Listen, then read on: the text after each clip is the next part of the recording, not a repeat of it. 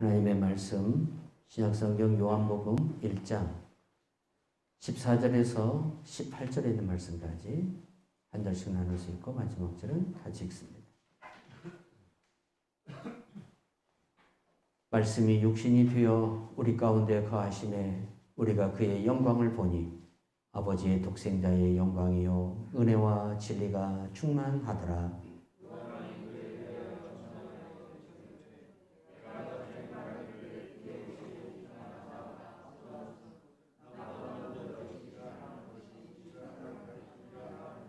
우리가 다 그의 충만한 데서 받았으니 은혜 위에 은혜로라.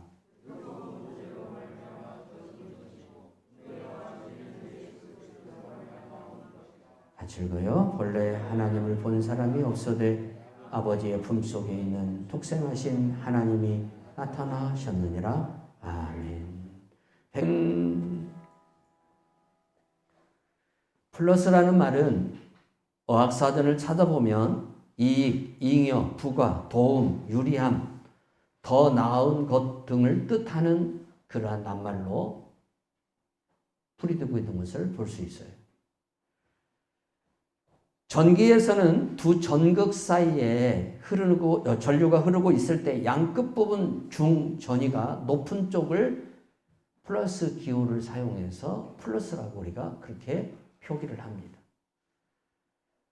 수학에서는 어떤 수나 분량에 다른 수나 분량을 더할 때 플러스 기호를 사용해서 표기를 합니다.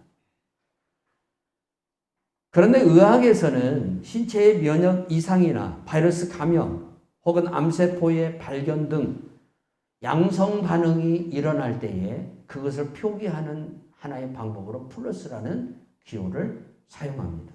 의학적으로는 플러스라는 단어가 그렇게 썩 우리에게 좋게 사용되는 단어가 아닙니다. 수학적으로와 또 우리가 보편적으로 알고 있는 플러스의 개념을 보면 참 유익한 것이지만 의학적인 개념으로 보면 양성의 반응을 표기할 때 사용하는 하나의 기호이기 때문에 병원에서 플러스 반응, 양성 반응이 나타나는 것은 그렇게 썩 좋은 우리의 삶은 아니라는 사실입니다.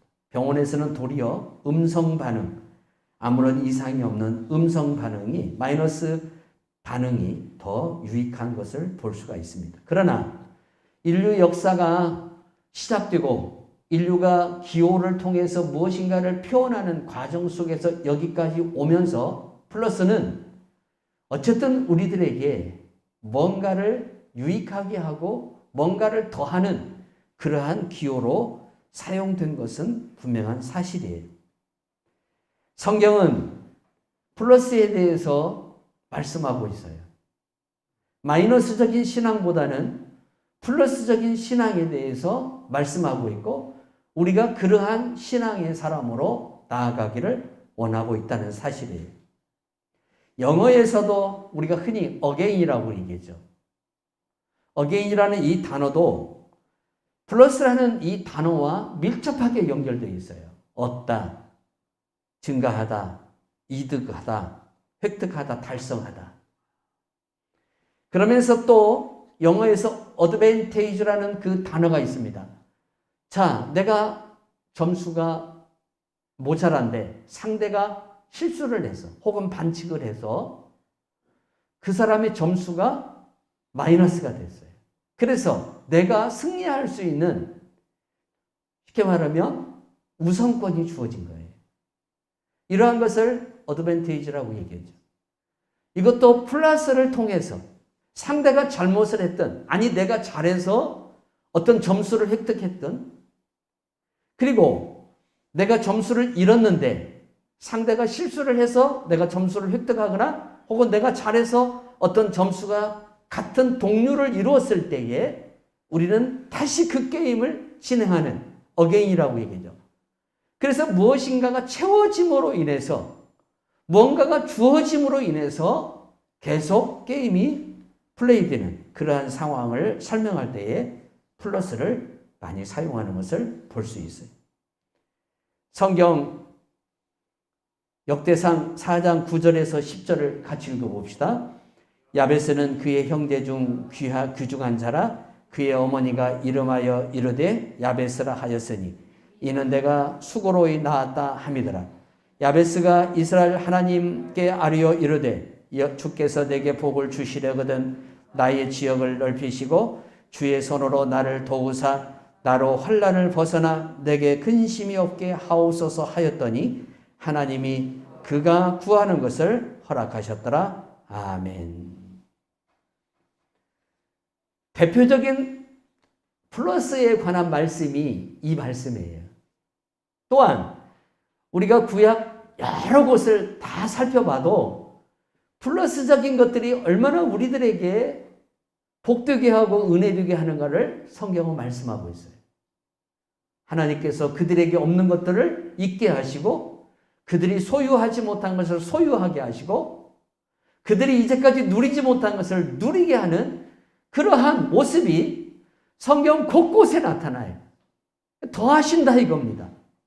내게 주신 은혜 위에다가 은혜를 더하시고 내게 주신 복도 참 지금까지의 복도 귀중하고 소중한 건데 그 복에다가 복을 더해 주시는 플러스적인 그러한 하나님의 역사가 성경 곳곳을 보면 나옵니다. 특히 야베스라는 이 사람은 이름이 고통입니다. 고통이.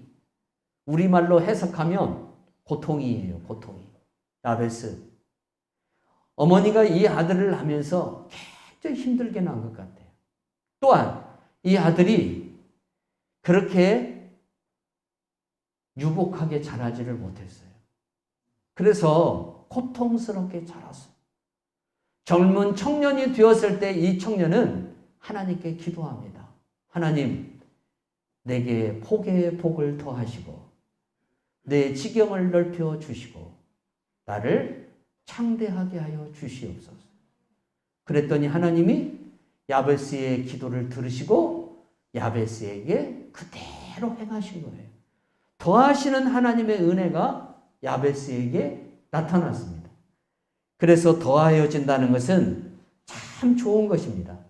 그런데 많은 분들이 더하여진다는 것을 물질에다가만 그 개념을 두려고 한다는데 문제가 있다는 거예요.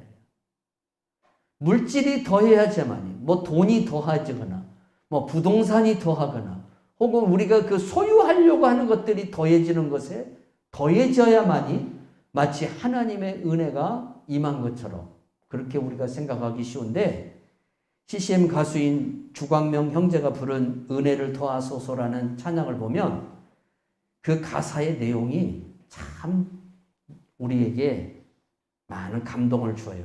나의 나됨을 내려놓고 이 시간 주님만 예배합니다. 나의 상황과 생각들까지 다 주께 맡기옵니다. 우리 예배에 은혜를 더하소서. 우리 찬양에 기쁨을 더하소서. 우리 예배에 은혜를 더하소서. 기름 부으시는 예배 되도록.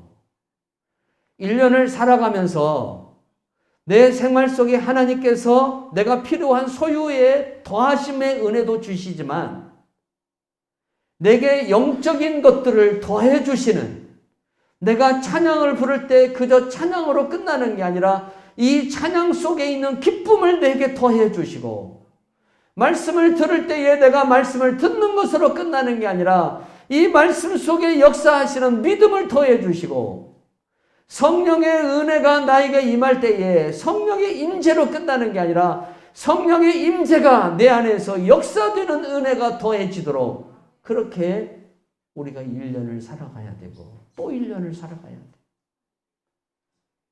한 해를 살아오면서 주님의 교회와 우리 여러분의 가정과 개개인이 무엇을 더하였는지를 원하고 우리가 돌아봐야 됩니다.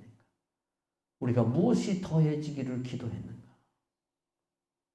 그리고 나는 그 기도 가운데 하나님의 은혜가 더해졌는가? 1 플러스 1이 아니라 거기에 플러스 1이 더해지는 은혜가 내게 주어졌는가? 마이너스적인 신앙생활을 우리가 혹이라도 해왔는지 아니면 하나님이 기뻐하는 은혜 위에 은혜가 더해지고 복에 복이 더해지는 내가 삶을 살아왔는지 이 시간 돌아보는 귀한 시간 되기를 바랍니다. 2021년도가 다 지나가고 있어요. 나는 2021년도에 무엇을 더하기 위해서 기도했는가? 하나님의 은혜를 내 안에 더하기 위해서, 주의 기쁨이 내 안에 더해지기 위해서, 주를 향한 나의 예배가 더해지기 위해서 나는 얼마나 하나님께 구하고 얼마나 하나님께 몸부림을 쳤는가? 내가 없는 것이 있기를 위해서 기도하고 내가 고통당하는 것들을 해결하기 위해서 내가 많이 기도한 것은 있을지라도 정말 은혜 가운데에 임하시는 하나님의 성령의 기름 부음이 내게 넘치기 위해서, 내 기도의 시간이 더해지기 위해서, 내가 하나님과 만나는 그 영적 교류함의 시간이 내게 줄어드는 게 아니라 마이너스가 되는 게 아니라 더 많아지기 위해서 나는 얼마나 몸부림치고 얼마나 힘써왔는가 돌아보는 귀한 시간이 되어야 될 줄로 믿습니다. 한 해를 보내면서 사람이 살아오는 삶의 차이는 다 있을 줄 압니다. 그러나 하나님은 분명히 나를 보고 계시고 하나님은 나를 반드시 평가하신다는 사실입니다. 나는 1년 동안 어떤 결과를 얻기 위해서 어떤 발걸음을 하고 살아왔는가? 하나님은 분명히 나를 보고 계시고 나를 판단하고 계실 것이며 내가 무엇을 위하여 심느냐는 내 인생에 그대로 나타나게 하십니다. 육신을 위하여 심으면 썩어지고 없어질 것들을 구하게 할 것이고 성령을 위하여 심으면 영원히 썩지 않는 영생이 내게 주어지도록 하나님은 은혜를 더하실 것입니다. 그래서 갈라디아서 6장 8절에서 9절에 말씀하기를 자기의 육체를 위하여 심는 자는 육체로부터 썩어진 것을 거두고 성령을 위하여 심는 자는 성령으로부터 영생을 거두리라. 우리가 선을 행하되 낙심하지 말지니 포기하지 아니하면 때가 이름에 거두리라. 아멘. 무엇을 심었는가? 무엇이 내게 더해지기 위해서 나는 무엇을 심었는가? 아니 그리고 그 심은 것이 내게 있어서 얼마의 더함이 나타나도록 내가 심었는가? 참 중요하다는 사실입니다. 1년 동안 내가 기도를 얼마나 더했고 내가 1년 동안 내 예배의 기름 부음이 나타나기를 위해서 얼마나 하나님께 구했고 이러한 것들이 내게 더해지기를 위해서 얼마나 내가 힘쓰고 사모했는가를 돌아봐야 한다는 사실이에요. 왜 그런가요? 올 한 해의 1년은 내년 새로운 1년의 내 삶을 만들 수도 있어요. 올 한 해의 기도는 내년 한 해의 내 삶의 하나님의 성령의 기름 부음을 만들 수가 있어요. 내가 하나님 앞에 기도를 더하고 내가 하나님 앞에 예배를 더할 때에 하나님은 내게 은혜를 더하시고 하나님은 내게 복을 더하시는 하나님으로 임하신다는 사실입니다. 이건 성경이 말하고 있는 진리입니다. 그래서 무엇을 심어야 되며 무엇을 거둬야 할 것인지 어떻게 심어야 할 것인지 고린도후서 9장 6절에서 8절이 이렇게 말해요. 이것이 곧 적게 심는 자는 적게 거두고 많이 심는 자는 많이 거둔다 하는 말이로다. 각각 그 마음에 정한 대로 할 것이요 인색함으로 억지로 하지 말지니 하나님은 즐겨내는 자를 사랑하시느니라. 하나님이 능히 모든 은혜를 너희에게 넘치게 하시나니 이는 너희로 모든 일에 항상 모든 것이 넉넉하여 모든 착한 일을 넘치게 하게 하려 하심이라. 하나님은 뭐 하기를 원하냐면 더하기를 원하시죠. 우리 삶 속에 넘치는 은혜가 나타나기를 원해요.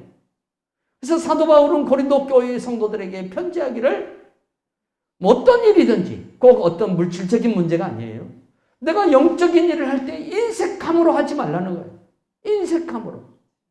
하나님은 심은 대로 거두게 하시는 하나님이시기 때문에 하나님은 내 삶 속에 반드시 은혜를 주시는 분이기 때문에 내가 내 삶에 기름 부음을 더하려면 내 삶의 기쁨을 더하려면 내 삶에 하나님의 더하심의 축복이 나타나려면 하나님 앞에서 내가 무엇을 1년 동안 영적으로 더해왔는지 내 예배가 정말 기쁨이 더했는지 그 기쁨이 더해지기를 위해서 찬양이 더해지기를 위해서 성령의 기름 부음이 더해지기를 위해서 우리가 얼마나 사모하고 살아왔는지를 돌아보는 시간이 되어야 될 줄로 믿습니다. 코로나 바이러스가 다시 유행하고 있고 또 우리들의 삶을 참 불편하게 하고 있어요. 그래서 교회들도 참 예배가 반쪽짜리 예배를 드리고 있는 것은 현실입니다. 서울의 교회들은 오늘부터 또 다시 유튜브 예배로 전환이 되어서 비대면 예배가 더 이제 확장되어지는 그런 추세로 지금 나아가고 있습니다. 백신을 우리가 3번째까지 지금 맞고 있지만 그럼에도 불구하고 지금 유럽은 오미크론이라는 변이된 코로나로 인해서 난리가 났습니다. 네덜란드는 오늘부터 한 주간 동안 전면 폐쇄를 하고 있습니다. 이렇게 세상은 어지럽게 돌아가고 있습니다. 그러다 보니까 여러분 이때에 주의 교회들은 깨어있는 교회들과 잠자는 교회들로 나눠져 버립니다. 완전히 나눠집니다. 그래서 모이기를 패하는 그러한 교회들이 클수록 늘어나고 있습니다. 이유는 단 한 가지입니다. 코로나입니다. 코로나에 감염되니까 모이지 말자는 겁니다. 그럼 모이지 않고 우리가 어떠한 영상을 통해서 온라인을 통해서 우리가 교제하고 우리가 서로 은혜를 나누면 참 좋은데 그런데 이게 하루 이틀이라는 겁니다. 하루 이틀로 끝난다는 거예요. 처음에는 온라인 예배 드릴 때에 교회 예배를 못 나가는 장로님이 정장을 입고 예배를 드리더니 2달 정도 지나니까 바다맛밤으로 누워서 온라인 예배를 드리더래요. 딸이 그 사진을 찍어서 목사님한테 보내드린 거예요. 목사님이 충격을 받은 거죠. 그런데 어쩔 수 없어요. 이게 우리의 현실이에요. 우리의 상황이에요. 비대면으로 가면 갈수록 신앙이 식어진다는 거죠.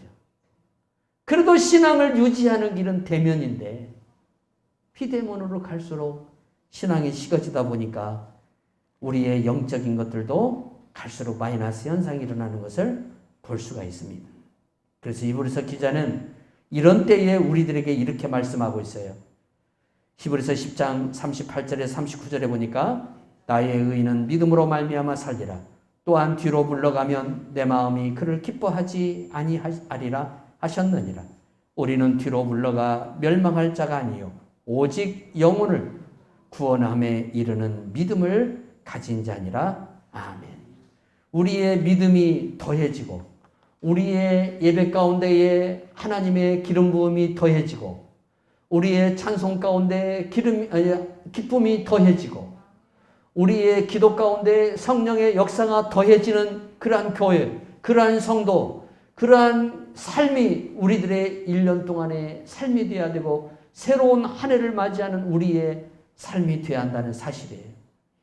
그래서 우리에게 뭐가 다시 회복되어야 되냐면 간절한 목마름이 다시 회복되어야 한다는 거예요.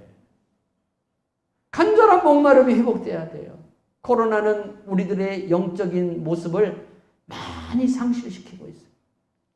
모임이 교회에서 중단되다 보니까 교제가 없고 말씀을 들을 기회가 없고 거의 모든 것들이 온라인으로 이제 이루어지는 상황이다 보는데 그런데 그 온라인 예배라도 온라인 우리가 말씀이라도 얼마나 우리가 접하냐 이거예요. 그리고 그것은 인격과 한 인격체의 만남이 아니기 때문에 우리에게 다가오는 것은 지식적으로는 다가올지 몰라도 영적인 인격적 교류는 있을 수가 없다는 사실이에요. 그래서 우리가 기도해야 돼요. 대면 예배가 빨리 회복될 수 있도록. 우리 교회는 그나마 참 감사한 것이 지금까지 예배가 쉬지 않고 올 수 있었던 것이 참 감사할 일이라는 사실입니다.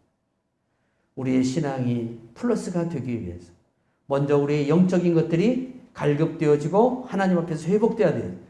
그래서 시편 42편 1절에서 5절에서 다윗은 이렇게 말해요. 하나님이여 사슴이 시냇물을 찾기에 갈급한 같이 내 영혼이 주를 찾기에 갈급하나이다. 내 영혼이 하나님 곧 살아계신 하나님을 갈망하나니 내가 어느 때에 나아가서 하나님의 얼굴을 배울까? 사람들이 종일 내게 하는 말이 내 하나님이 어디 있느냐 하오니 내 눈물이 주야로 내 음식이 되었도다. 교회가 자주 보이지 못하고 교회가 비대면 예배로 전환이 되는 그 가운데서도 개인적으로 내가 어떻게 하나님과 영적으로 교류를 하고 내가 하나님과 어떻게 해야 더 가까워지고 또한 하나님의 은혜가 내게 어떻게 더해져야 할 것인가? 성도 개개인들은 고민하고 노력해야 돼요. 그 중에 하나가 코로나 시대를 맞이해서 성도들의 영성을 향상시키기 위해서 나온 프로그램이 성경 쓰기예요. 성경 쓰기. 여러분, 모이기 힘든 이 상황에서도 자기의 영적 있는 것들을 다 관리하고 나가고 그 영성이 흐트러지지 않고 어디에 내가 혼자 있을지라도 하나님을 대면하는 것은 우리가 외면할 수 없으니까. 비대면 예배는 있을 수가 없어요. 왜 그러냐? 우리는 날마다 어디 있든지 하나님을 대면하기 때문에, 항상 하나님을 대면하기 때문에 우리의 목마름에 다시 말씀을 향한, 주의 영을 향한, 주의 은혜를 향한 그 배고픔과 목마름이 회복돼야 한다는 사실이에요.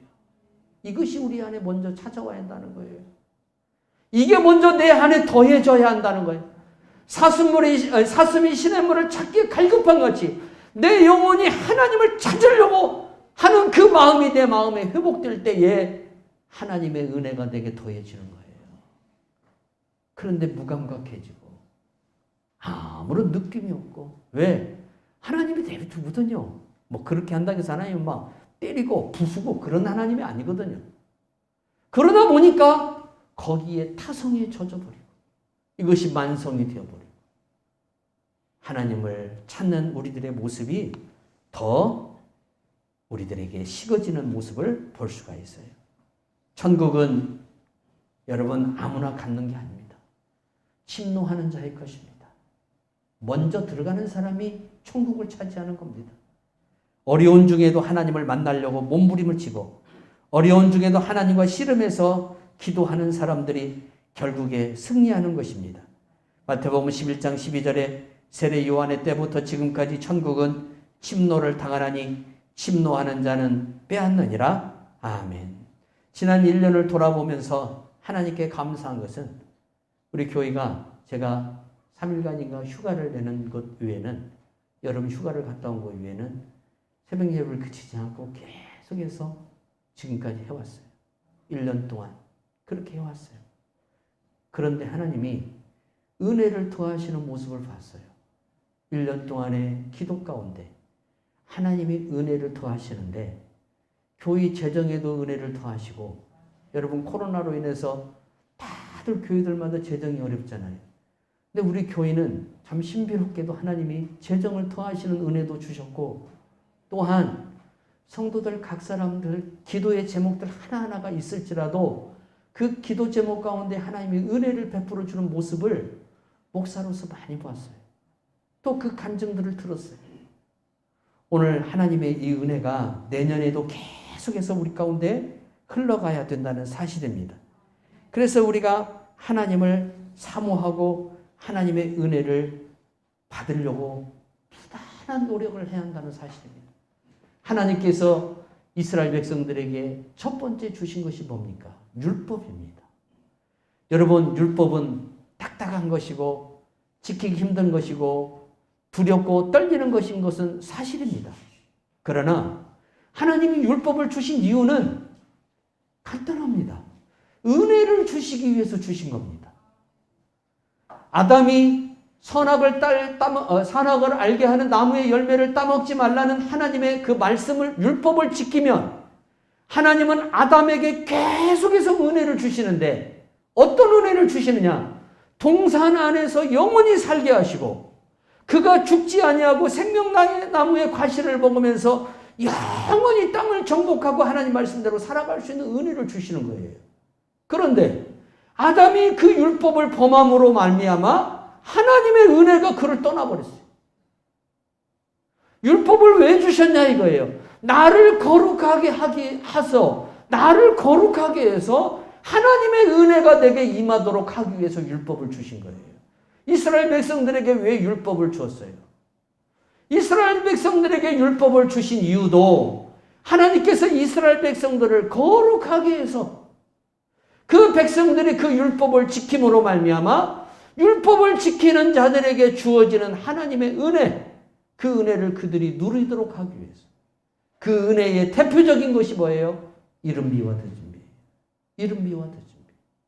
이른비를 주시고 늦은비를 주셔서 그들의 수고, 농부들이 나아가서, 그때 당시에는 농경문화니까 농부들이 나아가서 농사를 짓는 그 수고가 헛되지 않게 만들었다는 거예요.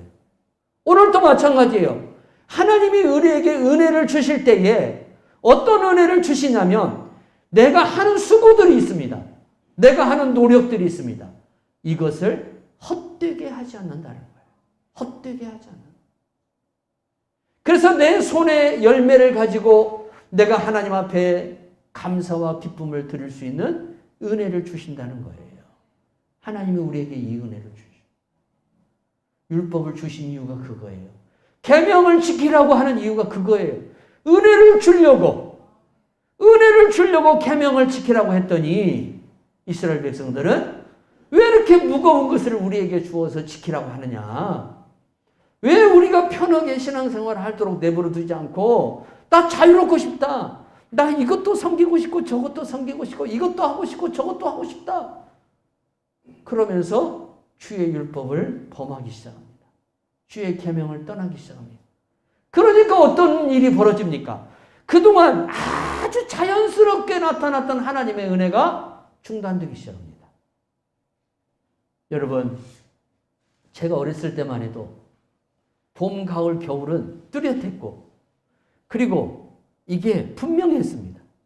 그런데 지금은 가을인지 겨울인지 요즘 며칠 춥지만 이 추위가 오기 전까지만 해도 마치 봄 날씨였어요. 진짜 봄 날씨였어요.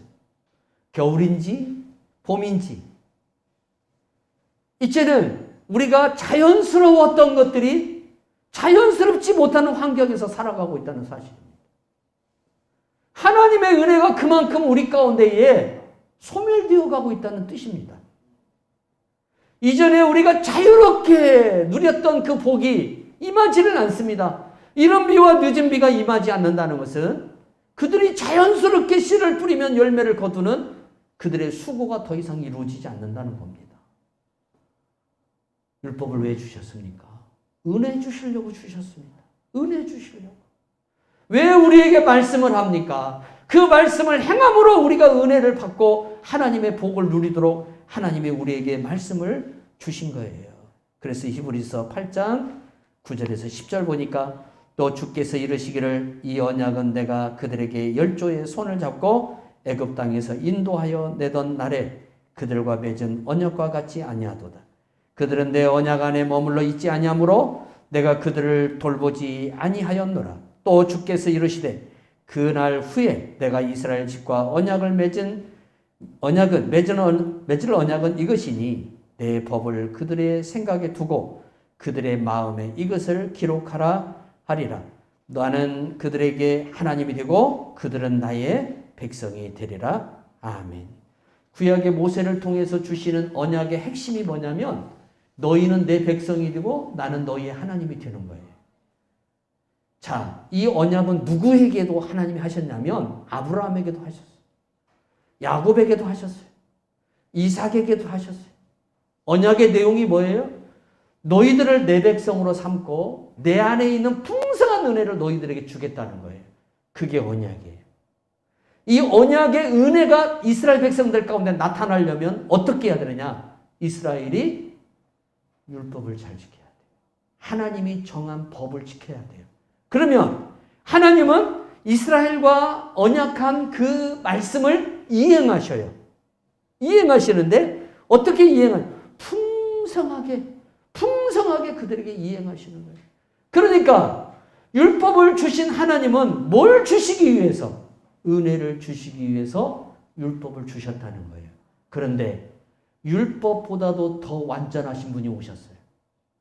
그분이 예수 그리스도입니다. 그분이 오셨습니다. 하나님이 이제는 율법이 아닌 이 율법을 완성하실 분을 우리들에게 보내주셨습니다. 그런데 그분이 이 땅에 올 때에 뭘 가지고 왔냐면 은혜와 진리를 가지고 왔어요. 하나님의 은혜를 가지고 왔어요.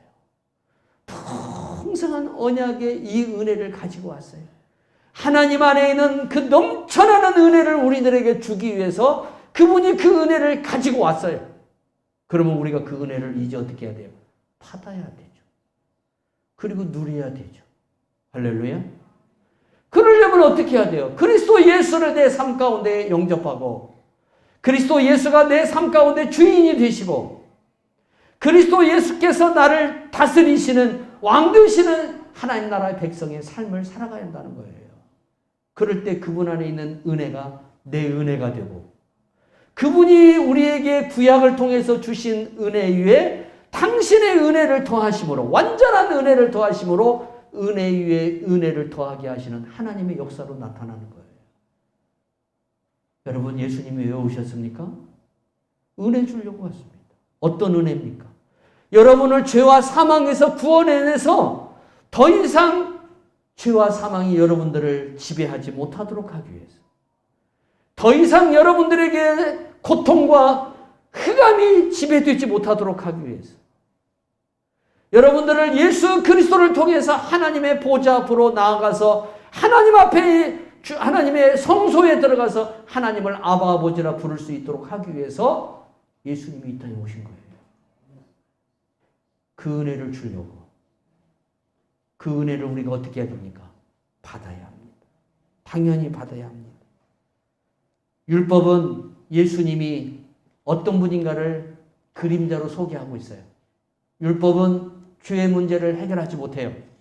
율법은 내가 죄인이라는 사실은 깨닫게 해주지만 그 죄 자체를 해결하지는 못해요. 그런데 죄를 해결하시기 위해서 이 땅에 오신 분이 계셔요. 그게 은혜라는 거예요.